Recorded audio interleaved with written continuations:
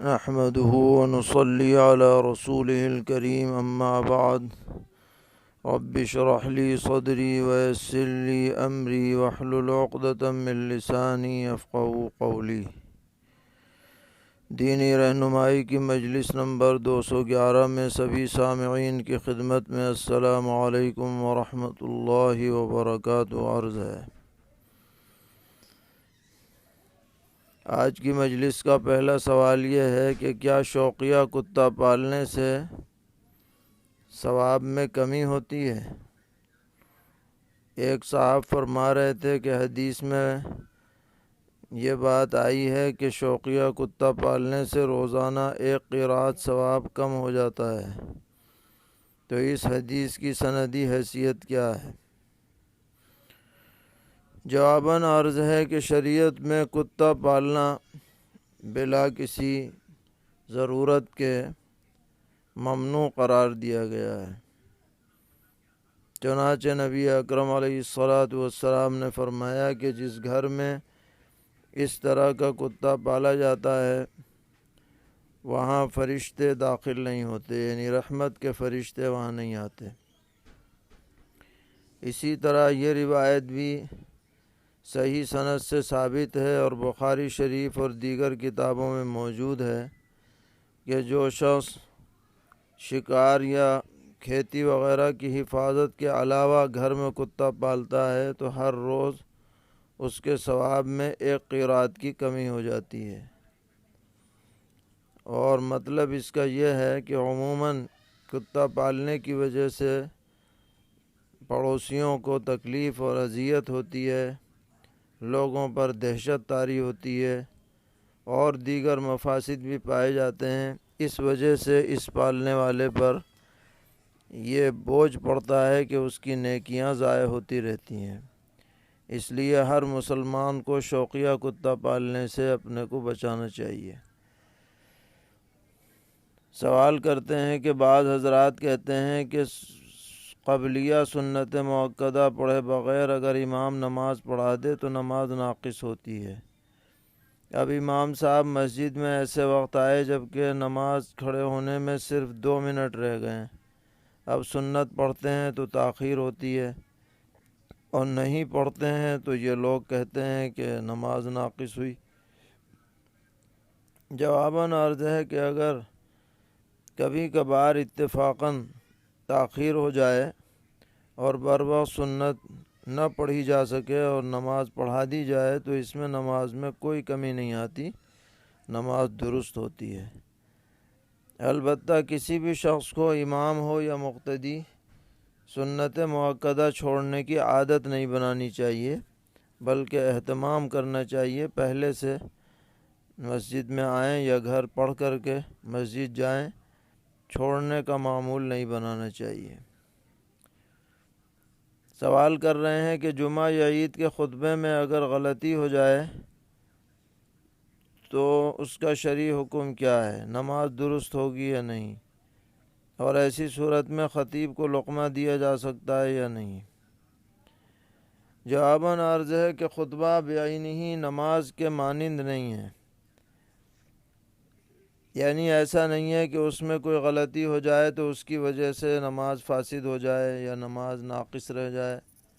لہٰذا اگر بقدر ضرورت خطبہ ہو چکا ہے، یعنی ذکر اذکار اس میں کیے جا چکے ہیں جمعہ کے اندر، تو پھر کوئی غلطی واقع ہو گئی تو اس سے نماز پر کوئی اثر نہیں پڑے گا۔ اسی طرح اگر خطبے میں کوئی فحش غلطی ہو جائے اور کوئی مقتدی اس کو لقمہ دے دے تو اس میں بھی کوئی حرج نہیں ہے، مگر ایسا موقع نہیں دینا چاہیے کہ غلطی آئے اور پھر لقمہ دینا پڑے، بلکہ اگر غلطی آ جائے اور بقدر ضرورت خطبہ ہو چکا ہے تو خطبہ وہیں پر مکمل کر دیا جائے۔ سوال کرتے ہیں کہ اگر نماز کے دوران دھواں منہ میں چلا جائے تو نماز کا کیا حکم ہے؟ اگر دھواں چلا جائے تو اس سے نماز میں کوئی خرابی نہیں آتی، نماز درست ہے۔ پوچھتے ہیں وضو کرنے کے بعد رومال سے اعضاء کو صاف کرنا کیسا ہے، کیا یہ منع ہے؟ ایک صاحب کہتے ہیں کہ پوچھنا نہیں چاہیے۔ جواباً عرض ہے کہ اس طرح ضرورت کے وقت پوچھنے میں کوئی حرج نہیں ہے، بعض احادیث میں یہ مضمون وارد ہے کہ نبی اکرم علیہ الصلاۃ والسلام کا ایک رومال تھا تولیہ کی شکل کا، جسے آپ وضو کرنے کے بعد اپنے اعضاء کو پونچھا کرتے تھے۔ باقی اگر کوئی نہ بھی پوچھے تو بھی کوئی حرج نہیں ہے، کوئی بحث کی بات نہیں ہے۔ سوال کر رہے ہیں کہ قارن طواف عمرہ اور طواف قدوم اور 2 سعی کرے گا تو ان میں ترتیب کیا ہوگی، وہ بتلا دی جائے۔ جواباً عرض ہے کہ جو شخص میقات سے قران کا احرام باندھ کر کے جائے، یعنی حج اور عمرہ دونوں کا ایک ساتھ احرام باندھے، تو وہ جا کر پہلے طواف عمرہ کرے گا، پھر عمرے کی سعی کرے گا۔ اب اس کا عمرہ مکمل ہو گیا، لیکن اب وہ حلق نہیں کرے گا، بلکہ اب وہ طواف قدوم کرے گا۔ اور اگر وہ چاہے تو طواف قدوم کے ساتھ ہی حج کی سعی بھی کر سکتا ہے، اور یہی اس کے لیے افضل ہے۔ اور اگر چاہے تو طواف قدوم کے ساتھ حج کی سعی نہ کرے، بلکہ اب وہ جب وقت آئے تو مینا چلا جائے، پھر وہاں سے عرفات، پھر مزدلفہ، پھر واپس آ کر طواف زیارت کرے اور اس کے بعد سعی کرے۔ دونوں کی گنجائش ہے، اور فقہا لکھتے ہیں کہ قارن کے لیے افضل یہ ہے کہ طواف قدوم کے ساتھ حج کی سعی کر لے، تو یہی ترتیب اس کے لیے بہتر رہے گی کہ اولاً طواف عمرہ، پھر سعی عمرہ، پھر طواف قدوم، پھر حج کی سعی، اس کے بعد پھر حج کے دیگر ارکان و مناسک آخر تک۔ بعد میں اسے دوبارہ سعی کرنے کی ضرورت نہیں ہے۔ سوال کرتے ہیں کہ حرم مکی میں امام صاحب پیچھے نماز پڑھاتے ہیں اندر کی طرف، تو جو لوگ امام سے آگے کی صفوں میں امام کی اقتداء میں نماز پڑھ رہے ہیں تو کیا ان کی نماز صحیح ہو جائے گی؟ جواباً عرض ہے کہ احناف کے نزدیک امام صاحب جس جانب کھڑے ہوئے ہیں اس جانب بیت اللہ کی طرف جو آگے لوگ کھڑے ہیں ان کی نماز درست نہیں ہوگی۔ لہٰذا اگر بے خیالی میں پڑھ لی تو اللہ تعالیٰ معاف کرے گا، لیکن اگر پتہ چل گیا کہ ہم نے ایسی جگہ نماز پڑھی ہے کہ امام بالکل پیچھے تھا، تو ایسے لوگوں کو نماز دہرانی چاہیے۔ بعض دیگر ائمہ کا اس معاملے میں کچھ دوسرا قول ہے، شاید ائمہ حرمین اس کا لحاظ کرتے ہیں، لیکن احناف کے نزدیک ایسی نماز درست نہیں ہوتی جس میں امام پیچھے ہو، مقتدی آگے ہوں۔ اور یہ صرف اسی جانب دیکھا جائے گا جس جانب امام کھڑا ہے۔ اگر دوسری جانب بیت اللہ شریف کے قریب کوئی لوگ کھڑے ہوئے ہیں ان کی نماز پہ کوئی اثر نہیں پڑتا۔ پوچھ رہے ہیں حاجیوں کی تعداد بڑھنے کی وجہ سے مینا کے علاقے کو بڑھا دیا گیا ہے، تو بڑھے ہوئے علاقے میں حاجیوں کا ٹھہرنا کیسا ہے؟ جواباً عرض ہے کہ بڑھانے سے مراد یہ ہے کہ خیموں کو پھیلا دیا گیا ہے، مزدلفے کے حدود میں خیمے لگا دیے گئے ہیں۔ اس کا مطلب یہ نہیں ہے کہ مینا خود اپنی ذات کے اعتبار سے بڑھ گیا ہے، کیونکہ اس کی حدود توقیفی ہیں، متعین ہیں۔ کوئی حکومت اور کوئی دنیا کی طاقت اسے گھٹا بڑھا نہیں سکتی۔ باقی اگر کسی کو مینا کے اندر جگہ نہ ملے تو جہاں جگہ ملے وہاں ٹھہر سکتا ہے، اس میں شرعاً کوئی حرج نہیں ہے، اور انشاءاللہ مجبوری کی وجہ سے اس کو ترک سنت کا گناہ بھی شاید نہ ہو۔ سوال کر رہے ہیں کہ احرام باندھنے سے پہلے نبی اکرم علیہ الصلاۃ والسلام سے خوشبو لگانا ثابت ہے، تو ظاہر ہے کہ اس خوشبو کا اثر کچھ دیر تک باقی رہے گا، تو کیا اس طرح خوشبو لگانی چاہیے؟ جواباً عرض ہے کہ خوشبو بدن پر لگانی چاہیے، کپڑوں پر نہیں، اور اگر بعد میں بھی اس کا اثر باقی رہے تو اس سے کوئی حرج نہیں، اس سے احرام پر کوئی فرق نہیں پڑتا ہے۔ اور کپڑوں پر بھی ایسی خوشبو کہ جو بعد تک باقی رہے اس کا اثر، اس سے احتیاط کرنی چاہیے۔ پوچھ رہے ہیں طواف کے ہر چکر پر استلام کرتے وقت سینہ کعبہ شریف کی طرف کر لیا تو اس میں کوئی حرج ہے؟ جواباً عرض ہے کہ حجر اسود کے استلام کے وقت اگر آدمی بعین ہی حجر اسود تک پہنچ جائے تو اس کا دونوں ہاتھ اور سینہ اور چہرہ سب حجر اسود کی طرف کرنے میں شرعاً کوئی حرج نہیں، اور کرنا ہی ہوگا۔